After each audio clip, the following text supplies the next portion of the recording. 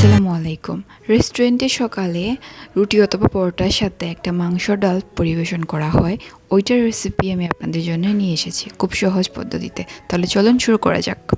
প্রথমে আমি এখানে একটা প্যান নিয়ে নিলাম। এখানে আমি দিয়ে দিচ্ছি প্রায় 1 কেজির মতন গরুর মাংস। হাড় সহ মাংসটা আমি এখানে ইউজ করেছি। হাড় সহ মাংসটা ডালের সাথে রান্না করলে অন্যরকম একটা টেস্ট পাওয়া যায়, খেতেও খুব ভালো লাগে।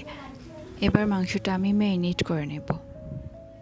তো প্রথমে ম্যারিনেটের জন্য আমি এখানে অ্যাড করলাম পেঁয়াজ কুচি। এখানে প্রায় আমি 1.5 কাপ পরিমাণ পেঁয়াজ কুচি ইউজ করেছি। এবার আমি এতে অ্যাড করব রসুন বাটা প্রায় 3 টেবিল চামচ এবং আদা কুচি। এবার এতে অ্যাড করব 1/2 চা চামচ হলুদ গুঁড়ো, 1 চা চামচ অ্যাড করব এতে ধনিয়ার গুঁড়ো, 1 চা চামচ ইউজ করব মরিচের গুঁড়ো, 1/2 চা চামচ অ্যাড করব জিরার গুঁড়ো। তারপরে এতে অ্যাড করব গোটা গরম মশলা। গরম মশলার মধ্যে এখানে আছে তেজপাতা, এলাচি, দারচিনি, কালো গোলমরিচ, লং। তারপরে এখানে দিয়ে দেবো 1/2 কাপ সয়াবিন তেল। আপনারা চাইলে সরিষার তেলও ইউজ করতে পারেন। তারপরে সব কিছু মিক্স করে নিতে হবে। মিক্স করে এটাকে আধা ঘন্টা আপনারা রেস্টে রাখতে পারেন। আধা ঘন্টা রেস্টে রাখলে প্রত্যেকটা মশলা খুব সুন্দর করে মিক্স হবে। আর আপনারা চাইলে এখানে আস্ত রসুন ইউজ করতে পারেন, ছোটো ছোটো যে দেশি রসুনগুলো পাওয়া যায় এগুলো ইউজ করতে পারেন। তাহলে এতে টেস্টটা জাস্ট অ্যামেজিং হবে। এই তো আমার সব কিছু মিক্স করা শেষ। এবার আমি এই প্যানটা চুলায় বসিয়ে দেব। প্রায় 1 ঘন্টার মতন অথবা 40 মিনিটের মতো এটা রান্না করতে হবে, যেহেতু গরুর মাংস সিদ্ধ হতে একটু টাইম নেবে। এই তো আমার মাংসটা রান্না করা শেষ। দেখুন কত সুন্দর কালারটা হয়েছে।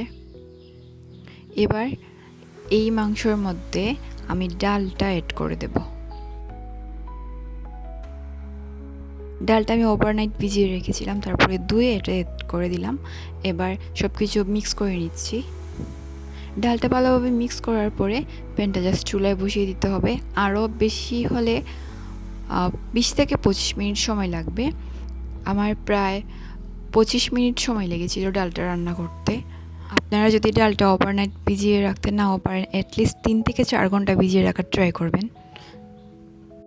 এই তো এখানে আমার ডালটা রান্না হয়ে গেছে।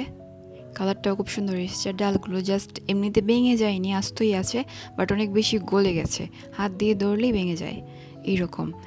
এই স্টেজটাই পারফেক্ট। এর থেকে বেশি ডাল নরম করতে যাবেন না। মাংসটা একদম নরম হয়ে গেছে।